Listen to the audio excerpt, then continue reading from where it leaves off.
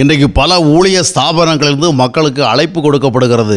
வாங்க வாங்க துதிக்கலாம் தேவனை, வாங்க வாங்க தேவனை நோக்கி ஜெபிக்கலாம், வாங்க வாங்க ஆராதிக்கலாம், வாங்க வாங்க ஆண்டவருக்கு கொடுக்கலாம், வாங்க வாங்க தேவனுக்கு ஊழியம் செய்யலாம். பலவிதமான அழைப்புகள் கொடுக்கப்படுகிறது. ஆனா இந்த பெரும்பாலான அழைப்புகளுக்கு பின்னால ஒரு உண்மையான ஆன்மீக அனுபவம் இல்லை, ஒரு உண்மையான ஆவிக்குரிய நோக்கம் இல்லை. சொல்ல போனா நடிக்கலாம், வாங்க ஆராதிக்கிறது போல நடிக்கலாம், ஜெபிக்கிறது போல நடிக்கலாம், துதிக்கிறது போல நடிக்கலாம், ஊழியம் செய்கிறது போல நடிக்கலாம் என்ற விதமாக அழைப்பதாக காணப்படுகிறது. ஏனென்றால் பெரும்பாலான செயல்பாடுகளுக்கு பின்னால ஒரு உண்மையான பரிசுத்த நிலைமை இல்லை. இன்றைக்கு ஜனங்களிடத்துல வாங்க வாங்க பரிசுத்தமாகலாம், வாங்க வாங்க தேவனுக்கு அர்ப்பணிக்கலாம், தேவனுடைய வழிகளில் நடக்கலாம், வாங்க தேவ உறவில் வாழலாம், வாங்க இந்த உலகத்துக்கு எதிராக தேவனுக்கு சார்பாக செயல்படுவோம், வாங்க.